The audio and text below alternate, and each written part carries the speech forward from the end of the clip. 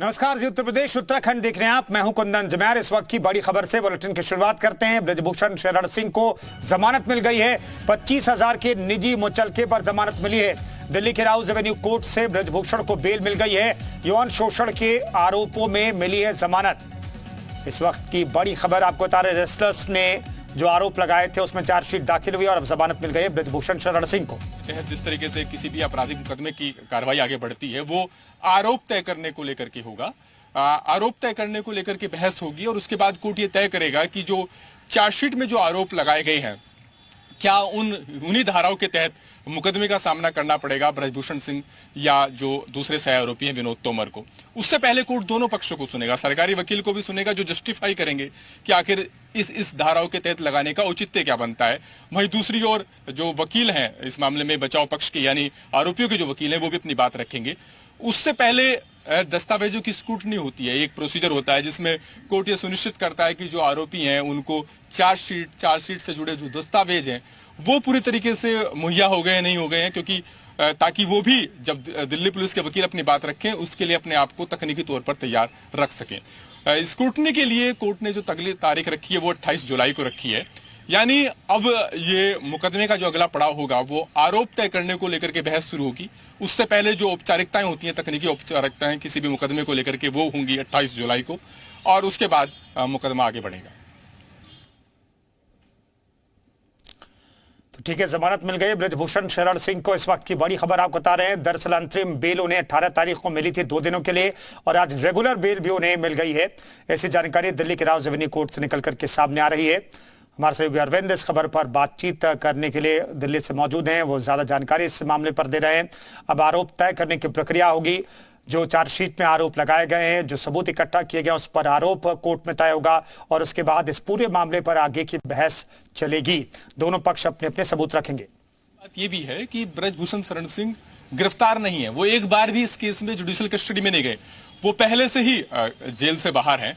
और चार्जशीट पर जब समन करता है कोर्ट, जब संज्ञान लेता है तो आरोपियों को पेश होना पड़ता है और ऐसे आरोपी जिनको जमानत नहीं मिली होती वो जमानत के लिए कोर्ट में अर्जी दायर करते हैं और कोर्ट से सामान्यतः ऐसे मामलों में जमानत मिल भी जाती है।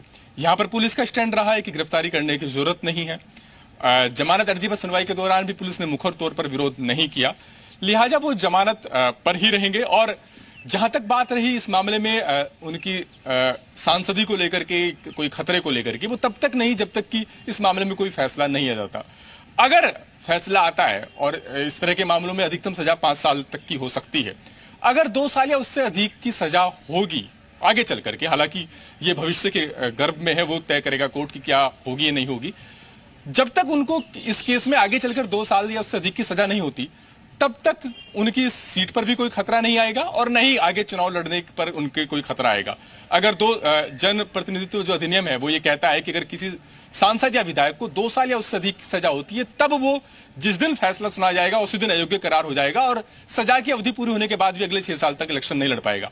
पहले क्या होता था कि ट्रायल कोर्ट का ऑर्डर आता था और उसके बाद हाई कोर्ट और सुप्रीम कोर्ट में अपील पेंडिंग रहने का हवाला देकर के जो सांसद और विधायक होते थे वो अपनी सीट बचा लिया करते थे।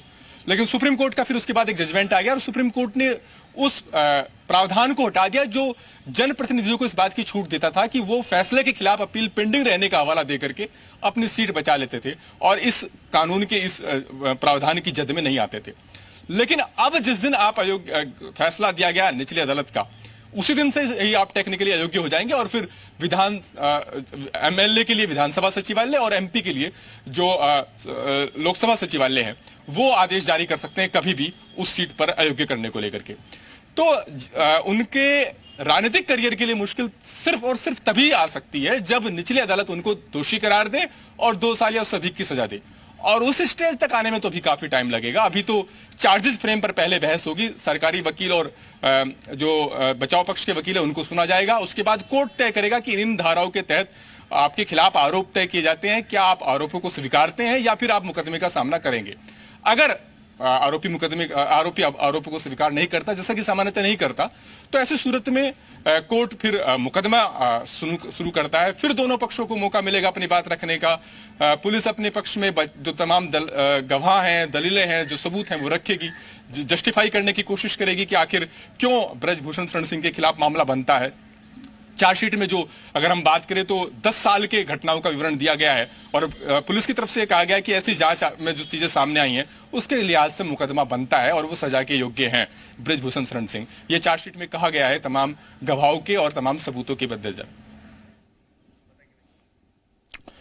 तो ब्रजभूषण को फिलहाल जमानत मिल गई, ये इस वक्त की बड़ी खबर है। पूरे मामले पर अब अगला पड़ाव होगा, चार्ज फ्रेम किया जाएगा जो चार्जशीट दायर की गई उसके आधार पर, और उसके बाद पूरे मामले की सुनवाई होगी और ये तय किया जाएगा 6 महिला पहलवानों ने जो आरोप लगाए हैं और दिल्ली पुलिस ने जो जांच पड़ताल की, जो सबूत इकट्ठा किए हैं उसमें कितनी सच्चाई, उसमें कितना दम है।